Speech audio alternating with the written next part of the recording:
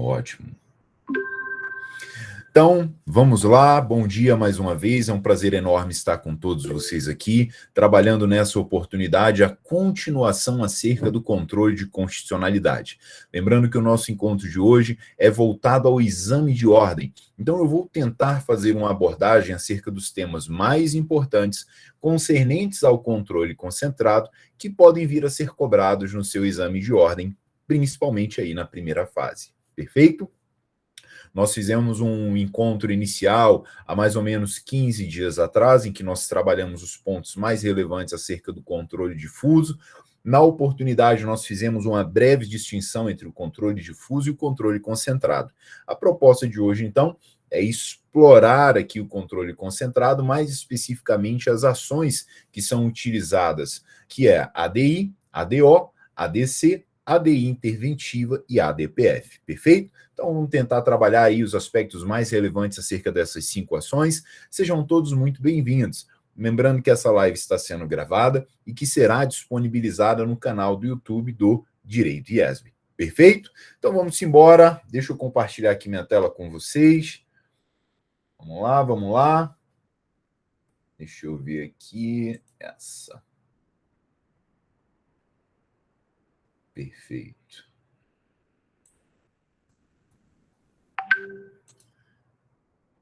Joia, já está aparecendo aqui para vocês. Maravilha, meus queridos. Então, vamos lá. Deixa eu diminuir aqui, que aí fica um pouquinho maior. Ótimo. Vamos lá. Vamos começar, então, fazendo uma retrospectiva acerca do controle concentrado.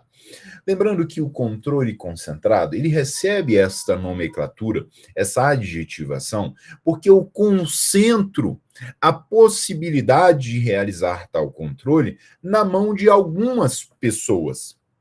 Como assim, professor? Vamos relembrar, então, a distinção entre o controle difuso e o controle concentrado? Controle difuso, olha a palavra, difuso.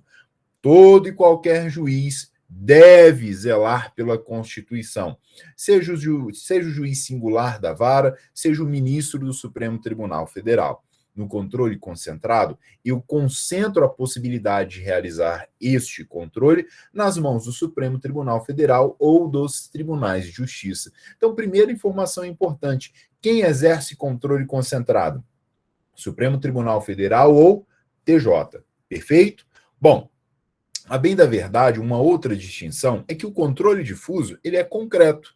Como assim, professor? O controle difuso ele é incidental. Ele ocorrerá dentro de uma demanda concreta. Então, no controle difuso, eu tenho um caso, perfeito? Dentro deste caso, surge a necessidade de resolver uma situação de inconstitucionalidade ou não. Já no controle concentrado, eu não tenho um caso concreto. Por isso disse que é um controle abstrato. Eu tenho simplesmente, por exemplo, uma ADI sendo manejada porque possivelmente determinado artigo, determinado inciso é inconstitucional. Eu não tenho um caso concreto. Eu não estou aplicando aquele dispositivo a um caso concreto. Não, eu tenho simplesmente a norma e os legitimados, que são aqueles que podem propor tais ações, vão lá e impugnam, por exemplo, em sede de ADI, vão fazer uma impugnação para questionar a constitucionalidade de determinado dispositivo. Então, só para a gente fechar a ideia, essa é uma distinção entre o controle difuso, que é concreto, e o controle concentrado, que é abstrato. Perfeito. Vamos avançar, vamos para aquilo que importa e que é cobrado em prova. Deixe-me ver. Deixa eu avançar aqui. Todo esse material eu vou disponibilizar para os senhores, ok? Rapidamente, fazendo aqui um resumo das ações que nós vamos estudar hoje, nós temos a ADI, a ADO, a ADI interventiva, a ADC e a ADPF. Lembrando que essas ações podem ser manejadas no âmbito do Supremo Tribunal Federal, mas eu também posso ter o controle concentrado exercido no âmbito do TJ. Então, vamos imaginar que vai ser uma ADI manejada perante o Supremo Tribunal Federal, ok? A ADI, a ação direta de inconstitucionalidade, e aí por ação, por que eu digo por ação? Porque nós temos a ADI por omissão, perfeito? Ela visa impugnar lei ou ato normativo que está em descompasso com a Constituição. Então, todas as vezes que eu falo em ADI, eu terei um objeto e um parâmetro. Qual é o objeto? É aquele dispositivo que eu estou questionando, perfeito? Qual é o parâmetro? Qual é o dispositivo da Constituição que aquele objeto está violando? Além da ADI, nós temos a ADO. A ADO vai ser manejada todas as vezes em que houver uma omissão. Então, sempre que houver uma omissão, eu posso manejar uma ação direta de inconstitucionalidade por omissão. Seja essa omissão total, seja essa omissão parcial. Ainda existe a possibilidade da ADI interventiva, que alguns denominam como representação interventiva, né? Nós teremos essa ADI interventiva todas as vezes que houver violação aos princípios constitucionais sensíveis. Nós vamos ver aqui quais são esses princípios, desde que esta violação enseje a intervenção, por exemplo, da União em determinado Estado. Tranquilo? É uma hipótese em que há uma mitigação da autonomia daquele ente político. Vamos avançar um pouquinho mais. Temos ainda a ADC. A ADC visa dirimir dúvidas sobre eventual questionamento acerca da constitucionalidade de uma norma. Na ADC, nós temos aqui que o objetivo é preservar uma lei ou ato normativo federal. Qual vai ser o meu objeto na ADC? Lei ou ato normativo federal. Qual vai ser o meu parâmetro? Se essa ADC for protocolada perante o Supremo Tribunal Federal, o meu parâmetro é um dispositivo da Constituição Federal. E nós temos ainda a ADPF. A ADPF, conhecida aí como arguição de descumprimento de preceito fundamental, será utilizada todas as vezes que o objetivo for proteger preceitos fundamentais, ou quando, por exemplo, eu quero impugnar uma norma municipal tendo por parâmetro a Constituição Federal. Nós vamos falar que eu não posso fazer isso por meio de ADI, mas eu posso utilizar a ADPF para tanto. Perfeito? Bom, esse é um resumo básico acerca das ações que eu pretendo estudar com vocês hoje.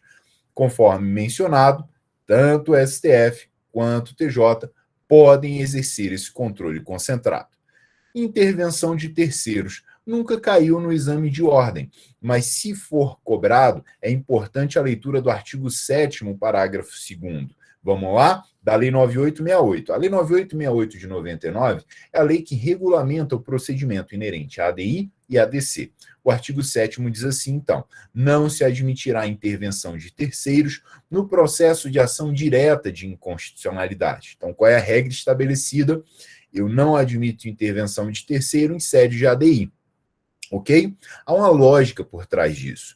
Como na ADI eu não tenho um caso concreto, por que um terceiro iria intervir? Qual é o sentido de eu admitir que um terceiro venha intervir no julgamento dessa ação? Uma vez que esse terceiro não vai ter interesse porque não é um caso concreto. Perfeito? Não obstante, a própria lei excepciona essa regra no parágrafo 2º, dizendo que o relator, considerando a relevância da matéria e a representatividade dos postulantes, poderá, por despacho irrecorrível, admitir, observado o prazo fixado no parágrafo anterior, a manifestação de outros órgãos ou entidades. Então, admite-se, por exemplo, a figura do amicus curiae, tá bom? Diante da relevância da matéria e da representatividade desse postulante, ele pode ser concebido, ele pode ser aceito no processo como amicus curiae, como amigo da corte. Bom, vamos avançar para um tema que cai bastante. Legitimação ativa. Vejam, nós vamos começar falando da ADI, porque, via de regra, o que eu comentar com vocês acerca de ADI vai ser aplicado. Está travando no 7? E agora? Voltou? Melhorou? Melhorou, Giovana? Deixa eu mudar aqui a rede. Pode ser que eu caia, mas é rapidinho. Deixa eu mudar minha rede.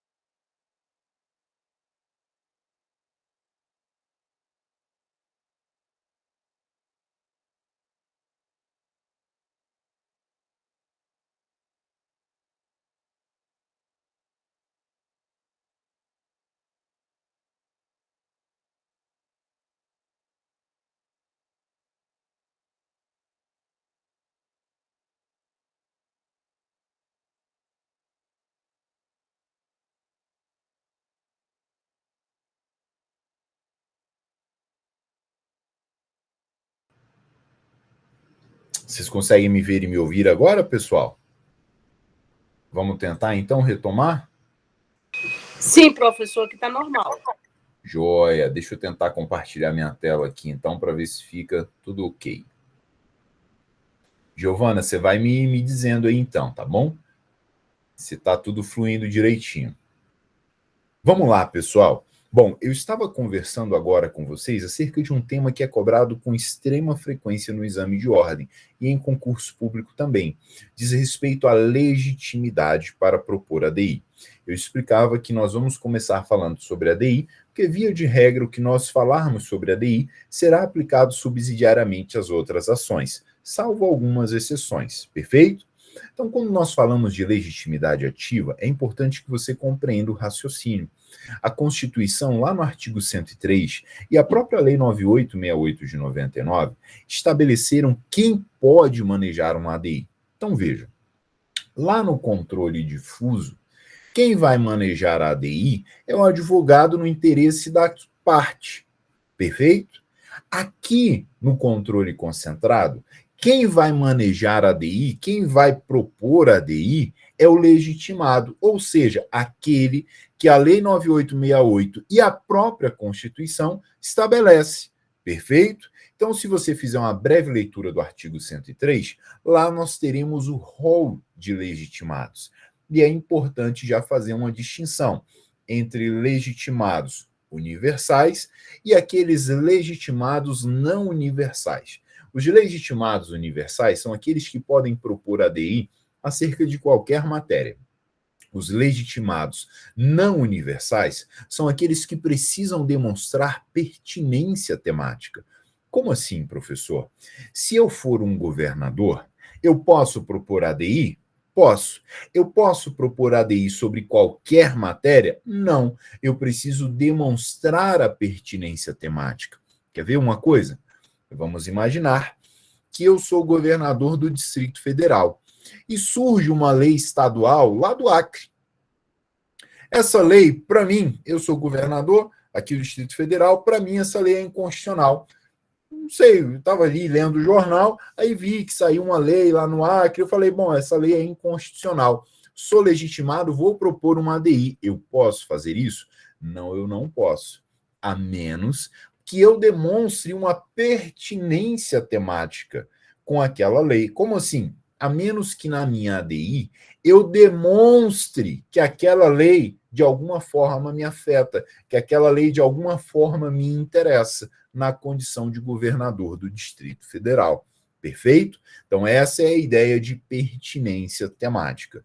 Tranquilo, meus queridos? Bom, deixa eu abrir aqui o artigo 103 para nós. Aqui eu explico a distinção, conforme eu já havia mencionado.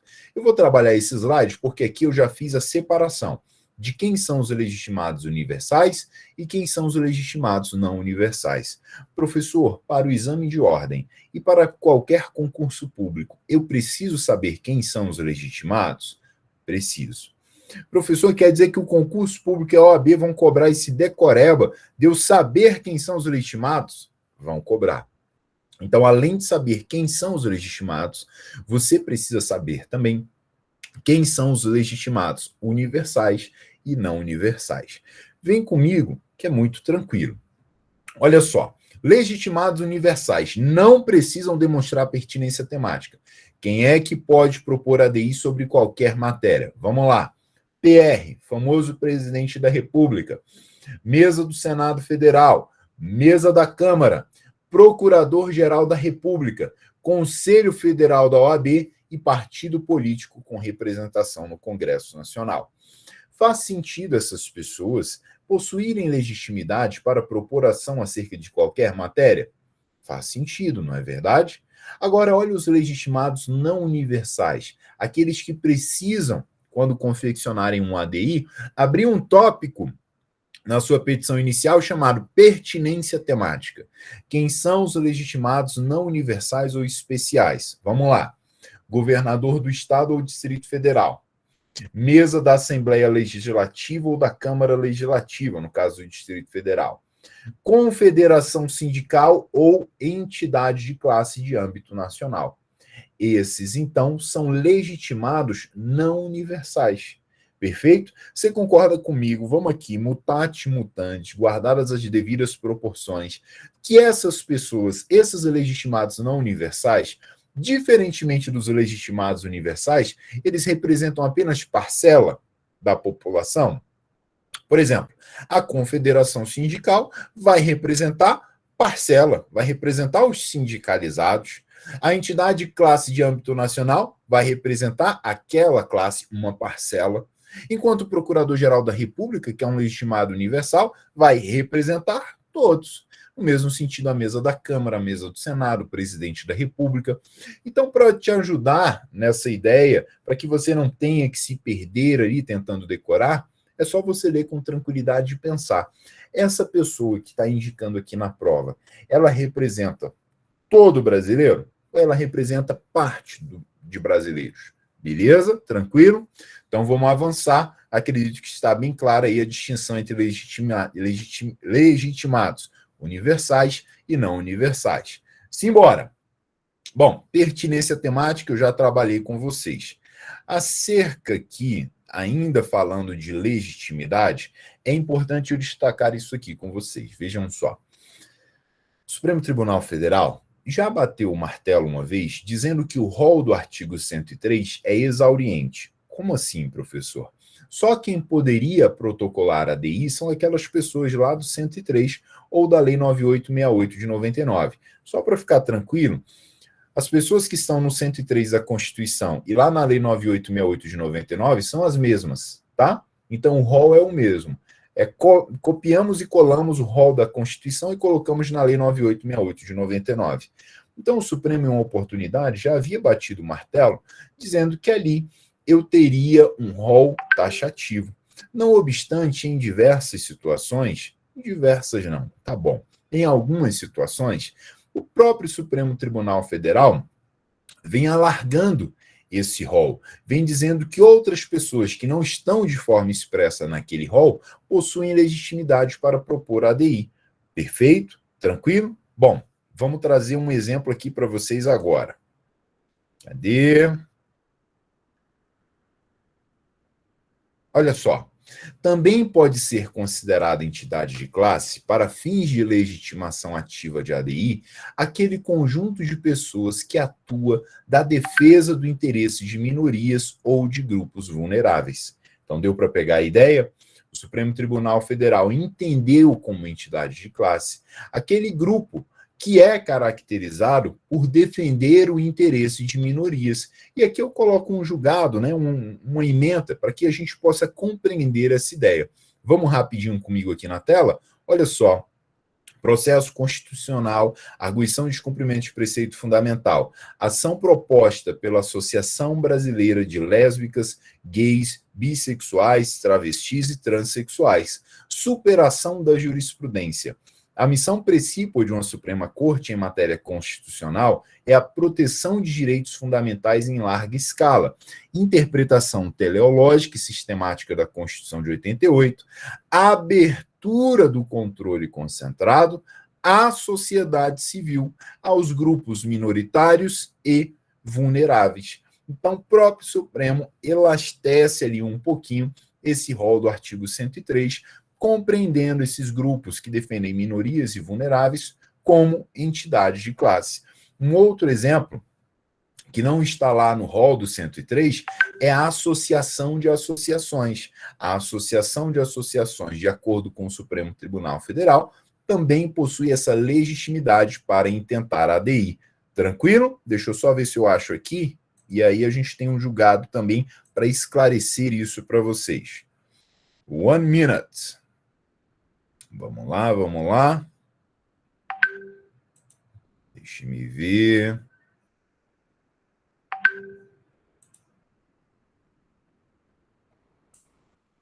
Acho que está no outro... Aqui, ó. A associação de várias associações possui legitimidade, podendo ser considerada entidade de classe. Então, vamos lá. Se você ler o rol do 103, a gente não tem lá escrito a associação de associações possui legitimidade para propor ADI. Mas o Supremo disse o quê? Pode. Se essa associação for de associações, ela pode sim manejar uma ADI. Olha o julgado aí na tela. A ADI, ação direta de inconstitucionalidade, legitimação ativa, entidade de classe de âmbito nacional, revisão da jurisprudência do Supremo. Olha aí, o Supremo dizendo que está mudando o posicionamento. Nesse sentido, altera o Supremo Tribunal Federal sua jurisprudência de modo a admitir a legitimação das associações de classe de âmbito nacional para ação direta de inconstitucionalidade. Eu vou ler esse julgado que está logo abaixo, porque ele também já foi cobrado em prova de concurso e na OAB. Eu vou ler e aí eu explico para vocês. Olha só. As associações que representam fração de categoria profissional não são legitimadas para instaurar controle concentrado de constitucionalidade de normas que extrapolem o universo de seus representados. Isso aqui já caiu em prova. Vamos contextualizar? Olha o problema que pode vir a ser cobrado aí no exame de ordem. O examinador começa a contar uma história dizendo assim, olha, uma associação de associações de professores de ensino superior decidiu propor um ADI. Então, uma associação de associações de professores universitários decidiram propor um ADI. Uma associação de associações pode propor ADI? Pode. Acabamos de ver que sim. Uma associação de associações, o Supremo passou a compreender como entidade de classe, ok?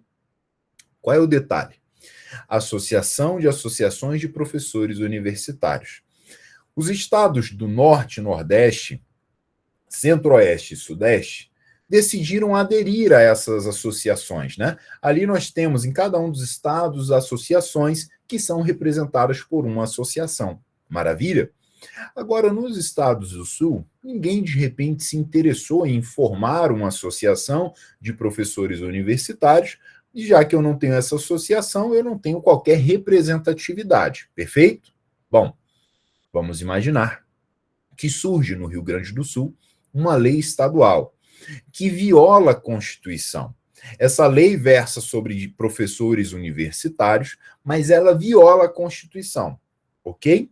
De repente, mitigando um direito, dizendo que para professor universitário a gente não vai ter mais recolhimento de FGTS. Vamos imaginar uma coisa assim, tá bom? Olha só, eu tenho uma lei no Rio Grande do Sul que pode ser interpretada como inconstitucional. Pode essa associação de associações de professores universitários manejar um ADI para impugnar essa lei? Não, não pode. Por quê? Porque a associação de associações de professores universitários só pode propor ADI para questionar lei ou ato normativo que afete os seus filiados, os seus associados. Lá no Rio Grande do Sul, no nosso exemplo, eu não tenho ninguém que é associado. Eu não tenho nenhuma associação. Olha o julgado. Vamos ler de novo que agora você vai entender. Aqui embaixo. As associações que representam fração de categoria profissional. No nosso exemplo, eu tenho uma associação? Tenho. Representa fração de categoria profissional? Sim. Professores universitários. Perfeito? Só que só quem é associado? Os professores do Norte, Nordeste, Sudeste e Centro-Oeste. Os professores do Sul, não. Vamos continuar? As associações que representam fração de categoria profissional não são legitimados para instaurar controle concentrado de constitucionalidade, olha agora, de norma que extrapole o universo de seus representados. No exemplo que a gente deu, a norma afeta os professores do Rio Grande do Sul. É uma norma estadual. Essa associação, que não tem nenhum membro aqui do Rio Grande do Sul, pode impugnar essa lei estadual? Não, não pode. Por quê? Porque extrapola o universo dos seus representados. Deu para pegar? Manda um ok aí no chat se deu para pegar. Isso já foi cobrado no exame de ordem. Isso é cobrado com frequência em concurso público. Tranquilo? Fechada essa parte de legitimidade, vamos avançar aqui para a segunda parte da ADI, do controle concentrado. Vamos lá. Bom, já dá para ver? Tá certinho aí, Giovana, o material? Acho que sim, né? Não travou mais. Bom, vamos para a segunda parte aqui do nosso encontro, acerca de controle concentrado, mais especificamente trabalhando a ADI. Combinado? Bom, eu começo falando aqui sobre a distinção entre legitimidade e capacidade postulatória, tá? Então, olhe para mim, você não pode confundir legitimidade com capacidade postulatória, perfeito? Alguns legitimados possuem capacidade postulatória, outros não. O que é legitimado?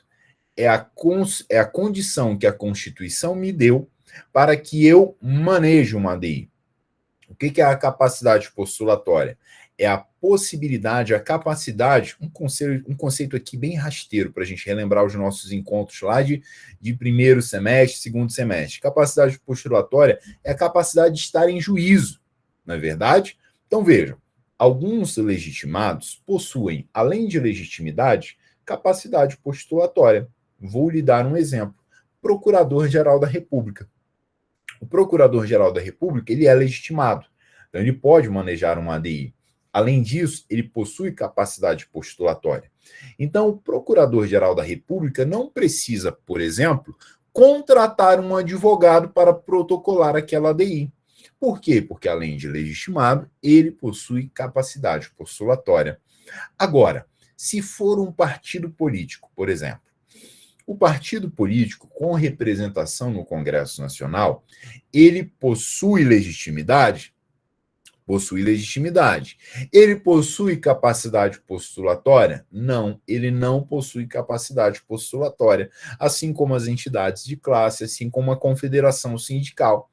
Quer dizer que essas pessoas, elas precisam constituir um advogado, outorgar poderes a esse advogado por meio de uma procuração com poderes especiais, para que esse advogado, então, os represente em juízo. Tranquilo, então, a distinção entre legitimidade e capacidade postulatória? Perfeito. Bom, vamos avançar um pouquinho mais. Olha só, quando nós falamos de competência, é importante para que a gente não confunda, tá? Entender que quem é competente para apreciar a ADI é o Supremo Tribunal Federal e o TJ. Como é que funciona isso? Preste atenção. O que vai distinguir a competência do Supremo ou do TJ é o meu parâmetro. O que vai distinguir a competência do Supremo ou do TJ é o meu parâmetro. Olha aí, Farid, Edmar, Suelen, olha só. Se o meu parâmetro for a Constituição Federal, a competência é do Supremo Tribunal Federal. Se o meu parâmetro for a Constituição Estadual, a competência é do Tribunal de Justiça. Lembrando, o que é parâmetro? Vem comigo. Vou manejar uma ADI. Perfeito. Eu preciso, na minha petição, Edmar, indicar qual é o dispositivo da Constituição que está sendo violado. Se eu indico que está sendo violado um dispositivo da Constituição Federal, opa, a competência é do Supremo Tribunal Federal. Se eu indico que está sendo violado um dispositivo da Constituição Estadual, aí a competência passa a ser do TJ. Então, deu para pegar a distinção? Quando é que eu vou ter competência do Supremo? Quando é que eu vou ter competência do TJ? Nesse material, eu faço um pequeno resumo aqui para vocês. Olha aí.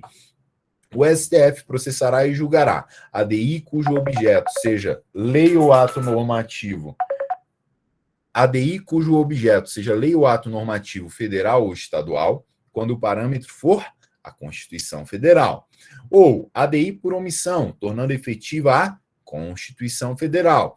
ADI interventiva, analisando a intervenção da União nos estados ou no DF. ADC, lei ou ato normativo federal, a DPF decorrente da Constituição Federal. Então, aqui, o meu objetivo é proteger primordialmente a Constituição Federal. Perfeito? Se nós observarmos aqui, olha só, o âmbito do TJ, olha a distinção. Vamos falar da ADI, por exemplo, no âmbito do TJ. ADI cujo objeto seja lei ou ato normativo estadual ou municipal, quando o parâmetro for a Constituição Estadual. Lá na ADI, no âmbito do Supremo, o que pode ser objeto? O que eu posso questionar por meio da minha ADI? Leia o ato normativo estadual, leia o ato normativo federal. Qual é o meu parâmetro? Constituição Federal. No âmbito do TJ, posso manejar a ADI? Posso. Olha só, o que pode ser objeto? Leia o ato normativo estadual, leia o ato normativo municipal. Qual é o meu parâmetro? Constituição Estadual. Tranquilo? Ok. ADI por omissão, que visa tornar efetiva a Constituição Estadual. ADI interventiva, olha agora a diferença. ADI interventiva visando a intervenção do Estado no município. ADC, de lei ou ato normativo estadual em face da Constituição Estadual. E ADPF, decorrente de Constituição Estadual. Deu para pegar, né, pessoal? Não vamos mais errar agora.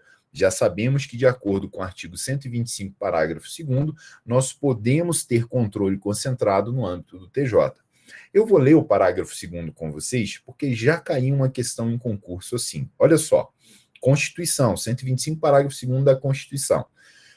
Cabe aos Estados a instituição de representação de inconstitucionalidade de leis ou atos normativos estaduais ou municipais em face da Constituição Estadual. Isso agora que eu vou ler, que já caiu em prova. Vedada a atribuição da legitimação para agir a um único órgão. Preste atenção. O que a Constituição Federal está dizendo é, Estado, se você quiser, você pode estabelecer o controle concentrado no âmbito estadual. Eu, Constituição Federal, autorizo. Está previsto no parágrafo 2º. Agora, Estado, se você decidir criar o controle concentrado no âmbito estadual, uma coisa lhe é vedada. Você não pode legitimar apenas uma pessoa para que essa pessoa possa manejar as ações. O que a Constituição Federal está dizendo no 125, parágrafo 2º, é o seguinte: Estado, você cria um rol de legitimados, mas esse rol de legitimados precisa ter, no mínimo, 2 pessoas. Não pode ter só uma. Tranquilo, pessoal? Fácil, não é verdade? Vamos para algo que, olha, já perdi as contas de quantas vezes foi cobrado aí nos últimos exames e principalmente em prova de concurso. Isso aqui é importante. Então vem comigo, toma um golinho d'água e atenção. Veja só. Eu tenho, tá? Isso tudo está no material que eu vou disponibilizar para vocês. Eu tenho normas constitucionais que são classificadas pela doutrina como normas de reprodução e normas de imitação. Preste atenção. Você que estuda para concurso, por exemplo, você já deve ter visto que muitos dispositivos da Constituição Federal foram reproduzidos na Constituição Estadual, no caso do DF, na Lei Orgânica. Você já parou para ver isso? Você já percebeu isso? Que normas que estão na Constituição Federal, às vezes, estão ali copiadas na íntegra na Constituição Estadual? Pois bem, a doutrina diz, então, que existem normas de reprodução que são normas obrigatórias. Como assim, professor? Essa norma de reprodução, ela é obrigatória. Ela está na Constituição Federal e ela deve estar na Constituição do Estado. Ela está na Constituição Federal e ela deve estar na Constituição do Estado. Ainda que não esteja de forma expressa, entende-se que é como se ela estivesse, como se ela fizesse parte. Por quê? Porque ela é uma norma de reprodução obrigatória. Então, eu tenho dispositivos da Constituição Federal que deverão ser aplicados no âmbito das constituições estaduais. Perfeito? Normas que versem, por exemplo, sobre organização, sobre a administração, guardado ali o princípio da simetria, devem ser observadas no âmbito estadual. Tranquilo? Agora, existem também normas de imitação. O que são normas de imitação? São normas que não precisariam estar ali na Constituição Estadual. Olha aqui o que eu coloquei no slide. Norma de imitação. Valendo-se de sua autonomia política. O que é autonomia política no âmbito do Estado? É a autonomia, é a possibilidade que eu tenho de criar a minha Constituição Estadual. Então, valendo-se de autonomia política, o Estado repete na sua Constituição uma norma prevista na Constituição Federal. Mas olha que está entre parênteses, isso é facultativo. Não é uma norma de reprodução obrigatória. Quer ver uma coisa? Vamos imaginar que lá na Constituição da Bahia, decidiu-se copiar o artigo 242, parágrafo 2º da Constituição. Olha o que diz o 242, parágrafo 2º.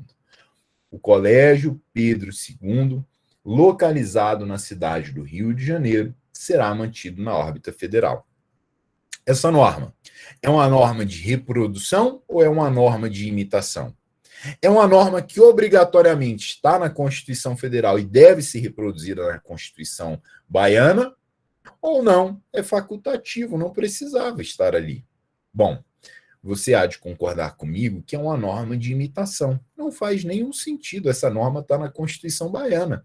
Ela se refere ao Colégio Dom Pedro II, que vai estar situado no Rio de Janeiro e cuja ali a administração diz respeito ao âmbito federal. O que isso tem a ver com a Constituição baiana? Nada. Pegaram a diferença? Agora eu vou explicar para vocês o que é cobrado em prova, tá bom? Pegaram a diferença? Norma de reprodução obrigatória e norma de imitação? Legal. Então vamos agora para o que é cobrado em prova. Olha o último parágrafo desse slide. Vamos ver juntos? Na tela. Segundo o STF, os TJs possuem competência diante de ambas as normas, sendo que, em relação às normas de reprodução, cabe recurso extraordinário para o Supremo Tribunal Federal. Continua com a natureza objetiva e efeito erga omnes. Quanto às normas de imitação, a decisão dos TJs é irrecorrível. O que se começou a questionar? E aí o examinador vai te contar a história, tá? O examinador vai te contar a história dizendo, olha, determinada norma está prevista na Constituição Federal e na Constituição Estadual. Ou o examinador vai te dizer que é uma norma obrigatória, ou você vai perceber, ele vai te contar uma situação como essa, em que você vai ler e vai perceber, peraí, não faz o menor sentido essa norma ter sido reproduzida na Constituição Estadual. Logo, é uma norma de imitação, ou então é uma norma importante, que versa sobre organização, e aí você vai falar, essa norma aqui é uma norma de reprodução, legal? Então o examinador vai te contar essa história. A Constituição da Bahia reproduziu determinada norma, considerada como obrigatória, que estava prevista na Constituição Federal, artigo tal. Perfeito? Eis que a Assembleia Legislativa do Estado edita uma lei, e essa lei viola tal dispositivo. O que o examinador quer saber? Preste atenção. O examinador ele vai te contar aqui, eu tenho uma lei, e essa lei viola esse dispositivo constitucional. Só que como é um dispositivo, se for um dispositivo de reprodução obrigatória, ele vai violar tanto a Constituição Federal quanto a Constituição Estadual. Vamos de novo? O examinador vai te dizer, olha, existe uma lei, um ato normativo que viola esse dispositivo. Esse dispositivo, se for uma norma de reprodução obrigatória, está na Constituição Federal e está na Constituição Estadual. Se for uma norma de imitação, está na Constituição Federal, pode ser que tenha sido reproduzido na Constituição Estadual. O que o examinador quer saber? Você pode propor um ADI? É possível propor um ADI para questionar essa lei estadual? É possível. É possível propor essa ADI para impugnar esse dispositivo da Constituição no âmbito do TJ? É possível. Eu tenho uma lei estadual que está violando a Constituição Estadual. Mas eu também tenho uma lei estadual que está violando a Constituição Federal. Então, eu tanto posso manejar um ADI no âmbito do Supremo, como posso manejar um ADI no âmbito do TJ. Legal? O que o examinador quer que você saiba? Ele quer que você saiba o seguinte. Se você opta por manejar uma ADI para questionar essa lei estadual no âmbito do TJ, ok? Uma ADI no âmbito do TJ. Por quê? Porque está violando um dispositivo que está na Constituição Estadual. Seja uma norma de reprodução obrigatória, seja uma norma de imitação, está na Constituição Estadual. Se o meu parâmetro é a Constituição Estadual, eu posso manejar um ADI no âmbito do TJ? Posso. Então eu tenho lei estadual, Constituição Estadual. Vou manejar um ADI no âmbito do TJ. Legal até aqui? Perfeito. A diferença vem agora. Preste atenção. Se for uma norma de imitação, o TJ tomou uma decisão. O TJ julgou a minha ADI. O objeto dessa ADI era uma norma de imitação. Legal? O TJ bateu o martelo, julgou a minha ADI. Acabou. Não cabe recurso. Legal? Não cabe recurso. Agora, o TJ julgou a minha ADI. E aquela norma era uma norma de reprodução obrigatória. Opa, TJ bateu o martelo, julgou a minha ADI. Cabe recurso? Cabe. Qual é o recurso?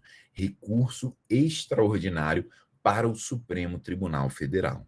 Preste atenção. Quando vocês estudaram recurso extraordinário, vocês verificaram que para manejar um recurso extraordinário, eu preciso de partes, eu preciso de um caso concreto. É assim ou não é? Aqui não. Tanto é que eu coloco entre parênteses. Olha aqui, ó. Em relação às normas de reprodução, cabe recurso extraordinário para o STF. Olha o parênteses. Continua com natureza, objetivo, efeito erga omnes. Então, veja. Se a minha ADI tem por objeto uma lei estadual e uma norma de reprodução obrigatória, manejo a minha ADI perante o TJ.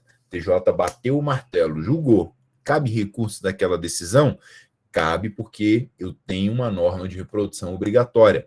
Qual é o recurso? Recurso extraordinário para o Supremo Tribunal Federal. Legal? Agora, se for uma norma de imitação, lei estadual, norma de imitação, manejo um ADI perante o TJ do Estado, perfeito. O TJ bate o martelo. Cabe recurso? Não, não cabe, porque é uma norma de imitação. É complexo, mas deu para pegar? Me deem aqui um ok. Deixa eu ver o que vocês estão colocando aqui no chat. Me deem um ok se deu para pegar. Isso cai bastante, tá, pessoal, em prova. Se o examinador tiver nervoso, ele pode te cobrar isso aqui. Claro, repito sim em inglês. Vamos lá. Tomar um pouquinho de água aqui. Como o tempo está seco, não é verdade? Vamos lá. Venham comigo, pessoal. Olhem nos meus olhos. Prestem atenção. Nós temos dois tipos de normas, de acordo com a doutrina. Normas de reprodução e normas de imitação. O que são normas de reprodução? São normas que estão na Constituição Federal e devem ser reproduzidas na Constituição Estadual. Perfeito? Joia? O que são normas de imitação? São normas que estão na Constituição Federal, mas não precisam estar na Constituição Estadual. Podem estar ou não. Esse é o primeiro ponto que vocês precisam compreender. Perfeito. Olha só, pessoal. O que cai na prova é o seguinte. Eu tenho uma lei estadual. O meu parâmetro é a Constituição Estadual. Vou manejar um ADI perante o TJ. Por que eu vou manejar um ADI perante o TJ? Porque eu tenho a Constituição Estadual. Primeira coisa que eu preciso decidir é isso. Isso aqui está certo? Se o meu parâmetro é a Constituição Estadual, está certo manejar um ADI perante o TJ? Está certo.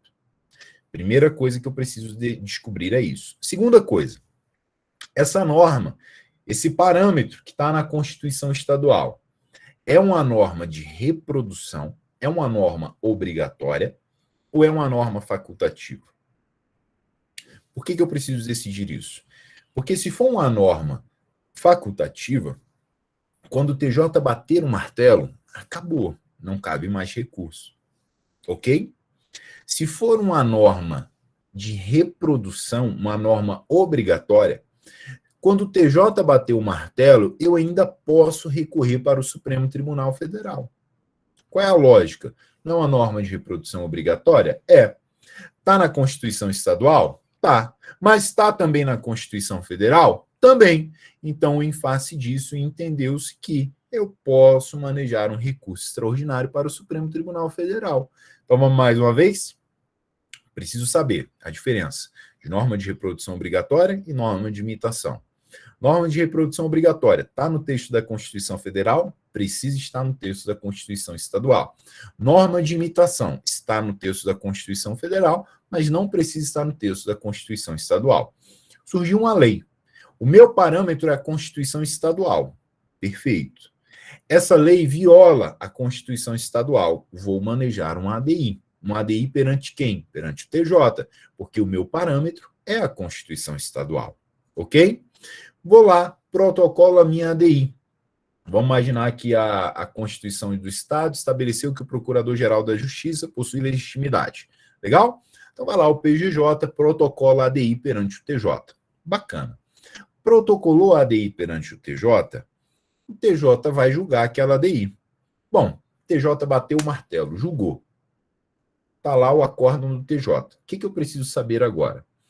Aquele parâmetro da Constituição Estadual é um parâmetro, é uma norma de imitação. Se for uma norma de imitação, acabou, não cabe recurso. Ou aquele parâmetro é uma norma de reprodução obrigatória.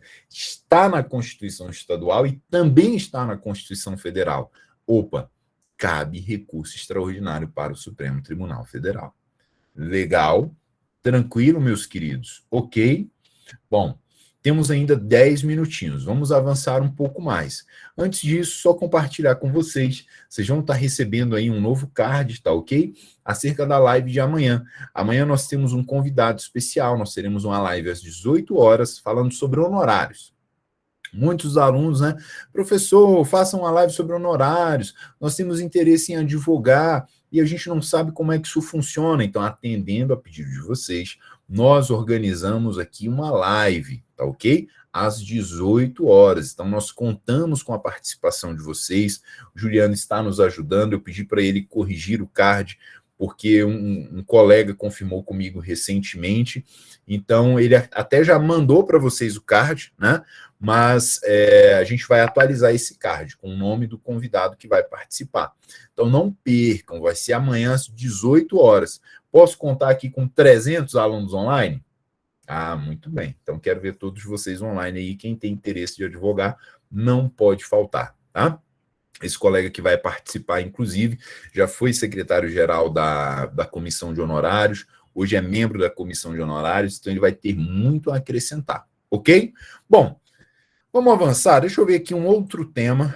Tem bastante coisa ainda para a gente conversar, não vai dar tempo de conversar sobre tudo, mas vamos lá.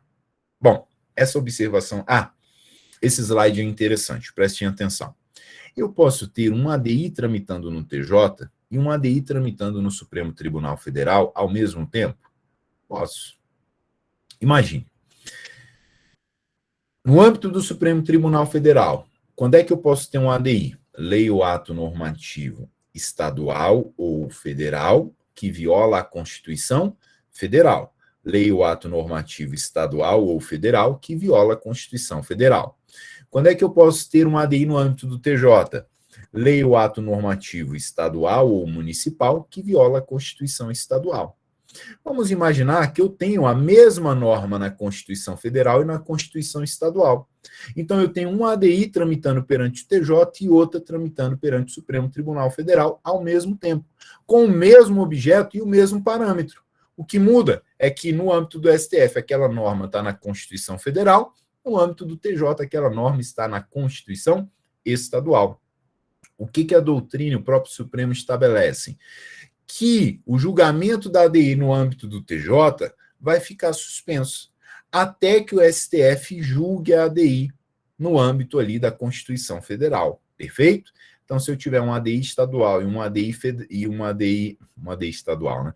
Um ADI no âmbito do TJ, um ADI no âmbito do Supremo, sobre o mesmo objeto e o mesmo parâmetro, claro que um na Constituição Federal e outro na Constituição Estadual, eu suspendo o julgamento da ADI no TJ e aguardo o julgamento da ADI no âmbito do Supremo Tribunal Federal. Observação aqui para vocês, tá? Isso também já caiu bastante em prova. Não há controle concentrado por via de ADI em face de lei ou ato normativo municipal, cujo parâmetro seja a Constituição Federal. Preste atenção. Eu não posso manejar uma ADI no âmbito do Supremo Tribunal Federal para questionar uma lei municipal. No âmbito do Supremo Tribunal Federal, o que pode ser meu objeto? O que eu posso questionar? Lei ou ato normativo estadual, lei ou ato normativo federal. Posso manejar um ADI com lei ou ato normativo municipal no âmbito do Supremo? Não, não posso. Eu posso manejar no âmbito do TJ, no âmbito do Supremo, não. Professor, mas eu posso levar um questionamento acerca de uma lei municipal para o Supremo Tribunal Federal? Pode, Só que aí você não vai utilizar ADI, você vai utilizar ADPF. Perfeito, tranquilo. Vamos continuar a leitura aqui da nossa observação. Caberá a ADPF perante o Supremo Tribunal Federal. Não obstante, quando a lei ou ato normativo municipal for contestado em face de norma de reprodução obrigatória que conste da Constituição Estadual, caberá a ADI perante o TJ com possibilidade de recurso extraordinário da decisão para o Supremo Tribunal Federal, tendo por parâmetro apenas a Constituição Estadual. Aquilo que a gente conversou. Olha só, no âmbito do TJ, eu posso ter ADI? Posso. O meu parâmetro é a Constituição Estadual. O que pode ser objeto? Lei ou ato normativo estadual, lei ou ato normativo municipal, no âmbito do TJ. Legal? Bom, protocolo, então, essa ADI. O TJ bate o martelo. O meu objeto era uma lei municipal, tá bom? TJ bateu o martelo. Beleza. O que eu tenho que analisar? Essa norma da Constituição Estadual. Era uma norma de reprodução obrigatória ou era uma norma de imitação? Opa! Era uma norma de reprodução obrigatória. E o objeto era uma lei municipal. Cabe recurso? Acabamos de falar que sim. Recurso extraordinário para o Supremo Tribunal Federal, dentro daquilo que nós acabamos de falar. Tranquilo, pessoal? Joia? Caminhando aqui para o finalzinho, nós temos 4 minutinhos. Deixa eu ver o que mais que é importante. Objetos da ADI, isso aqui é muito importante. Depois, se vocês puderem ler com calma, tá, pessoal? Eu destrincho aqui, ó. Quando a gente fala assim, professor, mas o que é lei ou ato normativo federal? O que é lei ou ato normativo estadual? Eu destrincho aqui com vocês, tá? O que pode ser objeto, ó, emenda constitucional, lei complementar, lei ordinária. Então, leiam com calma esse material. Eu vou postar lá nos nossos grupos da OAB, tranquilo? Bom, eu acredito, meus amigos, que seja isso, tá? Infelizmente, não tivemos tempo de conversar acerca das outras ações, nem de falar dos procedimentos da ADI. Mas eu prometo aos senhores, vamos fazer já um compromisso aqui. Vou fazer mais uma live, então, ou para a gente resolver questões, falando de todos os tipos de ação, tá? De controle concentrado, das ações de controle concentrado, ou então para a gente trabalhar esse aspecto teórico, tá bom? Então, vou marcar mais uma live com vocês aí acerca de controle concentrado, combinado? É uma matéria muito importante, é a segunda matéria mais cobrada no exame de ordem. Agora, preste atenção, não é difícil, é técnico. Não é difícil, é técnico. Pega esse material que eu vou compartilhar com vocês, dá uma lida, analisa com calma. Se tiver dúvida, manda para mim no WhatsApp. Todos vocês têm meu número aí, 61999076754. A gente vai conversando e vai dar tudo certo, tá ok? Eu agradeço aqui a presença de todos vocês, são queridos demais. Muito obrigado pela participação. Agradeço ao Juliano que ficou aqui também, dando todo o suporte para nós, tá ok? Aguardo vocês amanhã na nossa live às 18 horas para a gente conversar um pouco sobre honorários. Combinado? Beijo enorme a todos, um bom almoço, um bom descanso e muita saúde para todos nós. Abraço, queridos. Tchau, tchau. Obrigado pelo carinho.